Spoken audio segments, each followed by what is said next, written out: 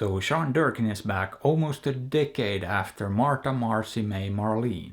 A movie that I wouldn't necessarily call phenomenal, but it has stuck with me for all these years. I think it might have also been the first movie that introduced me to Elizabeth Olsen, who has certainly seen a meteoric rise in success since that film, on account of the whole Marvel thing. But anyway, this time Durkin recruits two actors who are already pretty established. At least Jude Law needs absolutely no introduction, however, Carrie Coon might be a bit less known. I mean, I loved her in The Leftovers, and I think she did a good job with both Fargo and The Sinner too. But if you haven't seen those shows, you might not be too familiar with her. However, she's a force to be reckoned with and a really great actor. And in this one she plays a mom and a wife to Jude Law's husband and dad. They're a couple. She works with horses and he works in something that's not very clear in the beginning. And that's because while it seems like everything in their life is going well,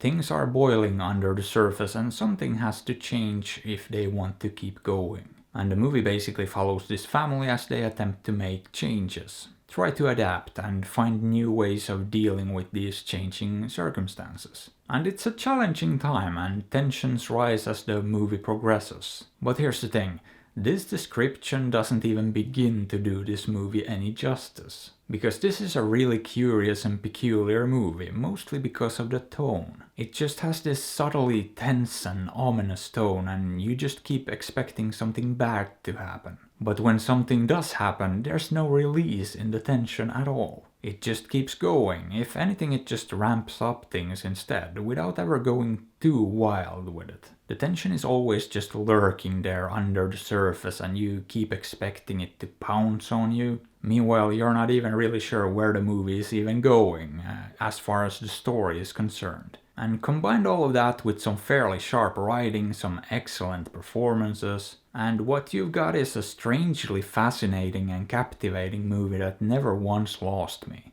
I was just continually glued to the screen wondering what would happen next. And it kept me guessing and took some very strange turns too at certain points. Because this is sort of a haunted house story, except not really. And it's the weirdest take on that idea I've ever seen. So yeah, this one is very difficult to describe and I could even see some people finding it boring. Because there's really not a whole lot going on and there's really no action to speak of. It's just a series of oddly compelling and interesting scenes that eventually lead to an end that is, well, pretty much as peculiar as the rest of the movie. And it fit right in. And you know what? I really liked this. It's very unique and strange, but I couldn't look away. It was just that captivating to me and I genuinely can't really find much to complain about. I mean, from a technical perspective it didn't look phenomenal, it looked kinda unremarkable, but definitely not bad, and if that's the worst thing you can say about a movie, it's doing pretty well. So I'm pretty sure I'll have to give this one a solid 8 to be honest. Boop.